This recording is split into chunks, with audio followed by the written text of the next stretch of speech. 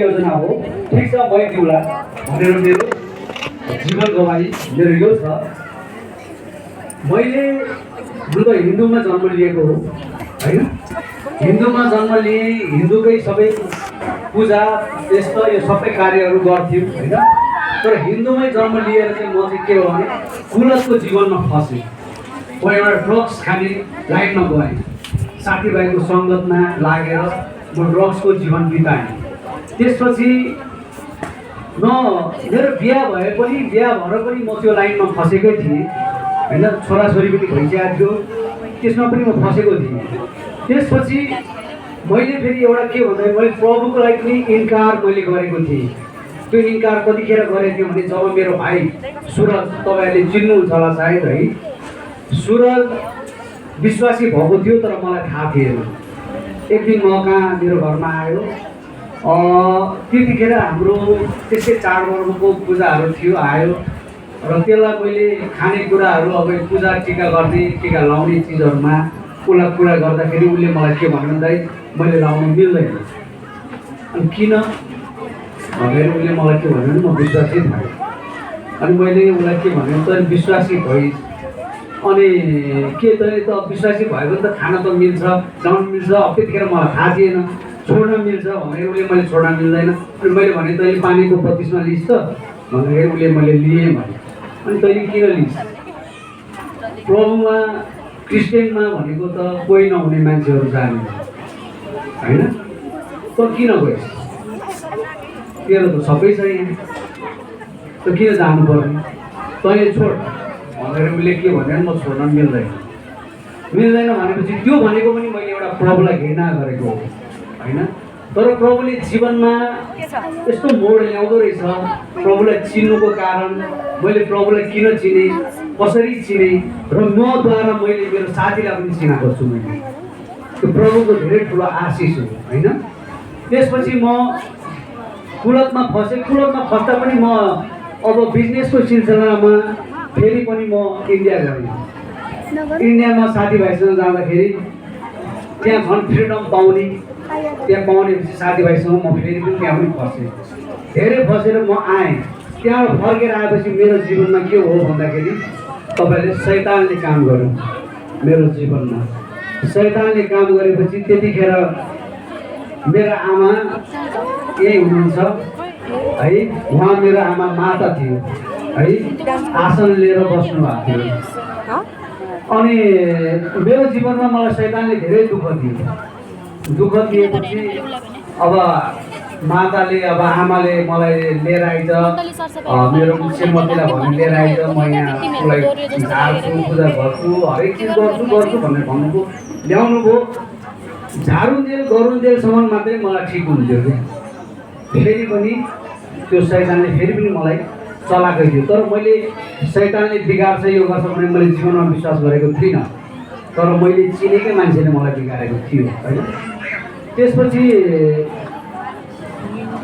अब आमाले मलाई के भन्नुभयो भने मलाई चाहिँ भन्नु भएन, मेरो सानी आमा सङ्गीता हुनुहुन्छ मेरो सानी आमा, उहाँलाई के भन्नु भन्यो भने तैँले उसलाई क्रिस्चियनमा लिएर जा, म ठिक गर्नु सक्दिनँ यसलाई, यो धेरै बलियो रहेछ, यसलाई बिगार्ने मान्छे, यसलाई त लिएर जा क्रिस्चियनमा, तिमीहरूकै धर्ममा लिएर जा भन्ने कुरा आमाले जिम्मा लगाइदिनु। सानी आमालाई फोन गर्यो मामाहरूले, सानी आमा आयो मलाई लिएर गयो। त्यही पनि सानी आमा चाहिँ डरायो। किन भन्दाखेरि अब मेरो परिवारलाई पनि त सोध्नु पऱ्यो ग्रहण गराउनलाई, बत्तिसमा गर्नलाई होइन। अब किन गराउनु, अहिले गराउनु पर्दैन, प्रार्थनाद्वारा नै गरौँ भन्ने हिसाबले उहाँहरूले दिन रात प्रार्थना गर्नुभयो। तर प्रार्थनाद्वारा पनि मलाई चङ्गाइ चाहिँ भएन होइन। अनि त्यसपछि लास्टमा केही नभइकन अनि मेरो मामाले चाहिँ के भन्यो भने अब कसैलाई सोध्नु पर्दैन, यसलाई चाहिँ ग्रहण गराइदियो भन्ने कुरा गर्यो।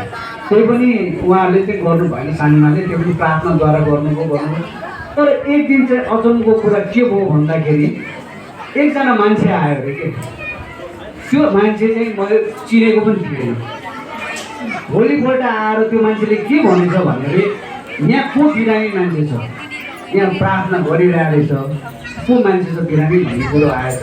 अनि सानी आमाले मेरो छोरा हो बिरामी छ भनेर कहाँ छ भन्दा यहाँ छ म हेर्न सक्छु भने हेर्न आउँदाखेरि उहाँले हेरेर के भन्यो भने उहाँलाई चाहिँ प्रार्थनाद्वारा उहाँ चङ्गाइ हुँदैन, उहाँलाई चाहिँ ग्रहण गरायो भने चाहिँ उहाँ चङ्गाइ हुँदैन भन्ने कुरा त्यति भनेर त्यो मान्छे गयो। त्यो गयो, त्यो चिनेको पनि थिएन। तर पछि मलाई ग्रहण गराएपछि म चङ्गाइ भएँ।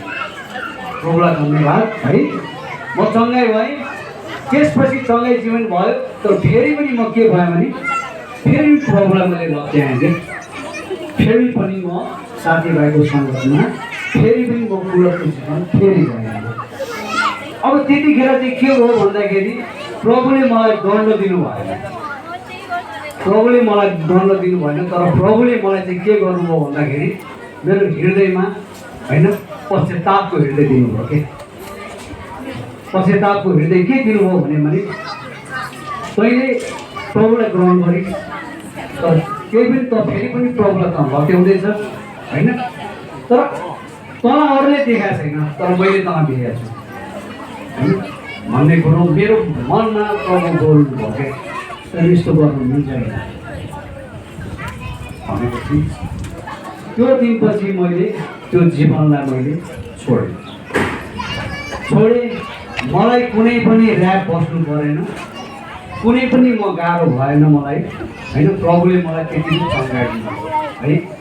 र आज मैले मेरो साथी जुन छ प्रभुको जीवनमा, मैले मेरो जीवनमा प्रभुले जुन काम गर्नुभयो र प्रभुलाई मैले चिनेँ, मद्वारा मेरो परिवारले चिन्नुभयो, मेरो सारा परिवारले प्रभु चिन्नुभयो। आज मेरो छोरा विपन छन्, अमर केसी, त्यो मेरो छोरा हो है। उसले पनि चिने, छोरीले चिने, मेरो श्रीमतीले पनि चिन्यो। मेरो श्रीमती छोरी चाहिँ कालो फुल जान्छे है, किनभने उसले देख्यो मेरो श्रीमान प्रभुको उसबाट चाहिँ चङ्गाइ भयो। प्रभुमा धेरै शक्ति छ। कोही पनि यहाँ विश्वासी भएको कोही पनि आफ्नो खुसीले आएको छैन, सबै आफ्नो समस्याले भएर प्रभु चिन्नु भएको छ। कोही पनि प्रभुका घोडा टेकेका छैन। प्रभुले भन्नुभएको छ तिमीहरू पहिला घृणा गर्छौ त्यसपछि ममा घोडा टेक्छौ। हामी आफ्नो समस्याले आएका छौँ, तर प्रभुले त्यो समस्यालाई चङ्गाइदिनु भएको छ होइन। आज प्रभुले मलाई के गर्नुभयो, ठुलो जिन्दगीलाई चङ्गाइ दिएर पनि मेरो चङ्गाइबाट मेरो साथीको परिवारलाई मैले चिनाएको छु। ऊ पनि एउटा कस्तो थियो, ऊ पनि एउटा कुलतको जीवन थियो। ऊ चाहिँ रक्सी खान्थ्यो। उसको श्रीमती म जान्थेँ उसको श्रीमतीले मलाई भन्थ्यो यस्तो यस्तो छ साथी, यस्तो यस्तो गर्छ। तर उसलाई मैले उसको बुढीलाई पनि मैले आफ्नो परमेश्वरको बारेमा मैले उसलाई सुनाउँथेँ। तर उसको श्रीमतीलाई मन पर्थ्यो, तर मेरो साथीलाई मन पर्दैन। मेरो साथी मलाई के भन्थ्यो भने तँ कस्तो धर्ममा गइस्, फेरि यहाँ तैँले भाउजू लाएर किन यस्तो सुनाउँछस् भन्थ्यो कि मलाई। अनि मैले भने हेर अब तँलाई थाहा छैन, तँलाई मैले भन्ने कुरा होइन, तँ एक दिन अवश्य पनि घोडा टेक्छस्, तैँले घृणा नगर यो कुरामा भन्दाखेरि उसले के भने होइन अब तँलाई पनि कुनै चाडबाडमा बोलाउनु मिलेन, तँलाई पनि खुवाउनु मिलेन होइन। अब तँ पनि यो धर्ममा गइस्, अब तँ पनि बेकारमा किन आउँछस् भन्ने कुरो पनि त्यसले मलाई गर्दाखेरि मैले उसलाई के भने त्यस्तो घृणा नगर्थेँ। तैँले मलाई घृणा गरे होइन, तैँले प्रभुलाई घृणा गरेको, तर एक दिन तैँले अवश्य पनि घोडा टेक्छस् भन्ने भन्दाखेरि त्यो दिन आयो। उसको छोराले पनि के गर्यो भन्दाखेरि उसको घरमा बरात फुटाएर सुनहरू चोरेर लग्यो। छोरा चाहिँले लगेर चोरेर लग्यो। त्यो कुरा हामीलाई भनेन त्यसले। पछि उसले देखाउन जाँदाखेरि तेरो छोरा बाँध्दैन भनेर पठाएछ। त्यसलाई भनेर पठाएपछि अनि मलाई फोन गर्छ ए तँ कहाँ हो भने मैले किन म घरमै हो, तँ एकचोटि आइज न भने कहाँ घरमा आइज नि कुरा गर्नु छ एउटा अनि म गएँ। मेरो छोरी र म गएँ किन के कुरा भन्नु भन्दाखेरि अनि उसले आफ्नो छोराको बारेमा यस्तो यस्तो गर्यो, यस्तो यस्तो गरेर लग्यो। देखाउन जाँदाखेरि अब तेरो छोरा बाँचेर आउँदैन मर्छ भन्ने कुरा गर्यो। यसो गर्नु तैँले चाहिँ तिमीले चाहिँ प्रार्थना गर्दैन भन्ने कुरा गर्यो। अनि मैले भने हामीले मात्रै प्रार्थना गरेर हुँदैन, सबभन्दा ठुलो तेरो हृदयको विश्वास हो। तैँले पनि विश्वासले प्रार्थना गर्नुपर्छ। हामी त प्रार्थना गरिदिन्छौँ, तैँले पनि प्रार्थना गर। अनि उसको श्रीमतीले पनि भन्यो म प्रार्थना गर्छु। मेरो छोरा सही सलामत आओस्। अनि त्यसको छोरालाई देखाउन जाँदाखेरि चाहिँ ज्योतिषले के भनेको पूर्व गइसक्यो पढेर भन्ने कुरा गरेर त्यसपछि उसलाई हामीले प्रार्थना गरेपछि प्रभुले प्रार्थना गरेको सुन्नुभयो। 2 दिनपछि खबर आयो कि त्यसको छोरा यही छ भन्ने कुरा, यही छ भन्ने कुरा पत्ता लाग्यो। त्यो सुन पनि भेट्यो, छोराले पनि भेट्यो।